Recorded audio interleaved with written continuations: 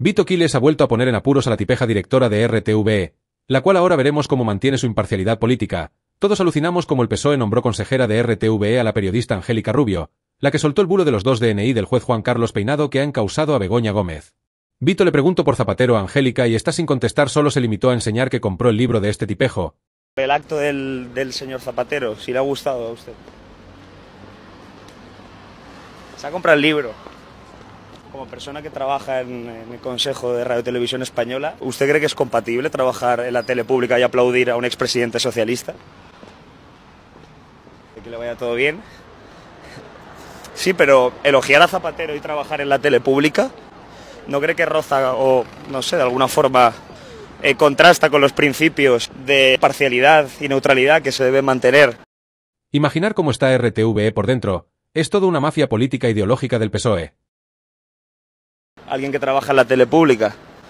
Bueno, oye, me alegro al menos de que esta vez a mí no me ha tirado el micro. Mientes porque solo sabes mentir. Oye, cuídate, me alegro de verte. El gran Vicente Vallés ha expuesto a la tipeja vicepresidenta primera del gobierno Sánchez y responsable de Hacienda que la lío parda el fin de semana en un doble mitin del PSOE en Jaén y en Málaga. La primera andanada la lanzó con el tema de la absolución de Dani Alves de haber cometido un delito de abusos sexuales. La ministra, lejos de respetar la presunción de inocencia, cargó contra las 3 magistradas y el juez que decidieron, en base a los hechos, exonerar al exfutbolista del Fútbol Club Barcelona de las acusaciones que se habían vertido contra él. Es la vicepresidenta primera del Gobierno, es ministra de Hacienda, es vicesecretaria general del PSOE y es secretaria general del PSOE de Andalucía, todo eso a la vez. María Jesús Montero se ha puesto como objetivo recuperar para el PSOE la Junta de Andalucía, ahora controlada por el PP con mayoría absoluta, y en esa tarea la vicepresidenta acude a su tierra cada fin de semana y da varios mítines. En uno de ellos, Montero ha cuestionado el derecho a la presunción de inocencia. ¡Qué vergüenza la sentencia de Dani Alves! ¡Qué vergüenza que todavía se cuestione el testimonio de una víctima y se diga que la presunción de inocencia está por delante del testimonio de mujeres jóvenes, valientes, que deciden denunciar a los poderosos, a los grandes! De aquí tenemos que salir más fuertes, más convencidos, más fortalecidos, sobre todo en nosotras, las mujeres. Os quería decir también qué vergüenza la sentencia de Dani Alves.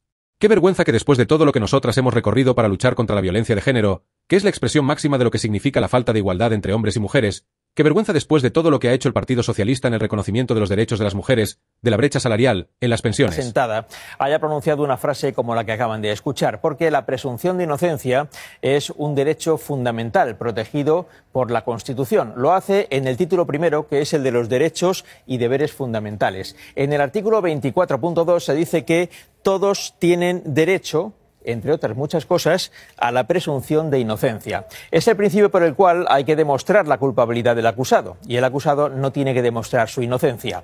El ataque de la vicepresidenta primera del Gobierno a este precepto tan importante en una democracia ha hecho que asociaciones de jueces y fiscales de todas las tendencias políticas se hayan unido en un mismo criterio. Las declaraciones de la vicepresidenta Montero son inasumibles. Por eso hacemos una llamada a la responsabilidad de toda la clase política para que defienda los valores constitucionales. Las palabras de la vicepresidenta del Gobierno han sido muy desafortunadas. Se puede discrepar legítimamente de una sentencia sin cuestionar ese principio esencial. Han pasado 48 horas desde que María Jesús Montero puso en tela de juicio la presunción de inocencia en España. Y a esta hora de la noche, la vicepresidenta segunda de Gobierno no ha rectificado. Antes, al contrario, como en aquella expresión del castellano antiguo, sostén ella y no enmendalla. Montero. Óscar Puente, miembro del Gobierno por el PSOE, dejó una vez más en evidencia la profunda desconexión que algunos políticos tienen con la realidad de los votantes y la falta de autocrítica dentro de su propio partido. En su intervención en Conspiranoicos de La Sexta, al referirse a los votantes de Alvise Pérez, no solo descalificó a más de 800,000 personas con el término gentuza, sino que además mostró una arrogancia política que roza la falta de respeto. La manera en la que Puente trató a aquellos que votan libremente, eligiendo a un personaje tan controvertido como Alvise, refleja una visión elitista y despectiva del proceso democrático. Lo que resulta aún más llamativo es que, mientras Puente no dudó en descalificar a los votantes de Alvise, su propio partido está sumido en una espiral de escándalos de corrupción que nunca parecen tener fin. El PSOE, del cual Puente forma parte, ha estado involucrado en diversos casos de corrupción durante los últimos años, desde el caso de los ERE en Andalucía hasta el caso de los sobresueldos en diversas comunidades autónomas. A pesar de todo esto, Puente se permite criticar a los votantes de Alvise, a quienes tacha de gentuza, cuando su propio partido sigue con un historial manchado de corrupción. Y cuando luego ha visto que saca 800.000 votos y que acaba en el Europarlamento... Bueno, yo aquí discrepo de Antonio Maestre, que está en esta mesa, ¿no? Antonio Maestre ha dado explicaciones muy benevolentes de la gente que vota a este señor, ¿no? Que vota engañada o no sé qué. Yo no tengo esa opinión. ¿Qué opina usted? No, yo creo que les representa seguramente de manera muy digna. Es decir, que esa gente está perfectamente representada en este señor. Es que en nuestra sociedad no todos somos santos, no todos somos inmaculados. Hay gentuza en nuestra sociedad y han elegido a este personaje. ¿Hay 800.000 personas que son gentuza en España? Hay seguramente más. Porque si solo hubiera 800.000, esto sería el paraíso. La contradicción es palpable. Puente, en lugar de reconocer que su propio partido ha fallado en mantener una línea ética clara, se dedica a señalar a los votantes de otros con una actitud despectiva. Es un reflejo de la hipocresía política que caracteriza a ciertos sectores de la política española, donde se culpa a los votantes de las opciones políticas menos tradicionales de ser responsables de los males del país, mientras que se obvian las responsabilidades propias. No se trata de que Alvise Pérez sea un político modelo, ni mucho menos. De hecho, su figura ha sido objeto de críticas por sus planteamientos populistas y sus métodos cuestionables. Pero lo que Puente hace al descalificar a quienes eligen a Alvise como gentuza es un claro ejemplo de elitismo político. Está mostrando desprecio hacia el derecho fundamental de los ciudadanos a elegir a sus representantes, sin considerar que, si hay algo que debe cuestionarse, es la clase política que, como Puente, no tiene capacidad para ofrecer soluciones reales y termina señalando a quienes no piensan como él. Puente, con sus comentarios sobre los votantes de Alvise, no solo pone en evidencia su falta de empatía y su actitud paternalista hacia la ciudadanía, sino que también olvida que su propio partido sigue enfrentando graves acusaciones de corrupción.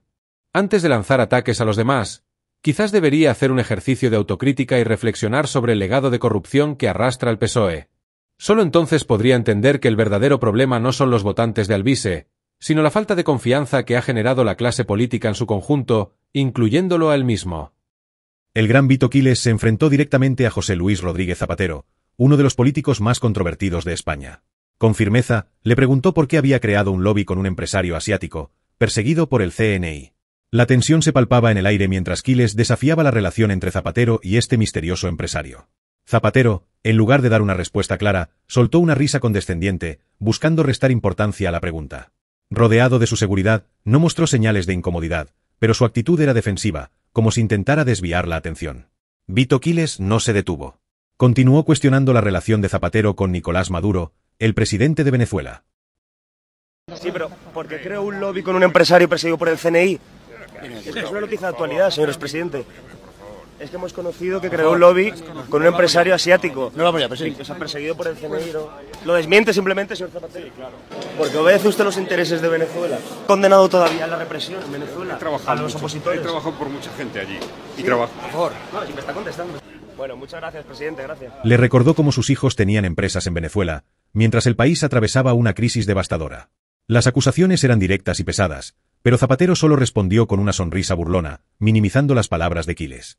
La seguridad de Zapatero comenzó a acercarse, imponiendo una barrera entre él y Vito.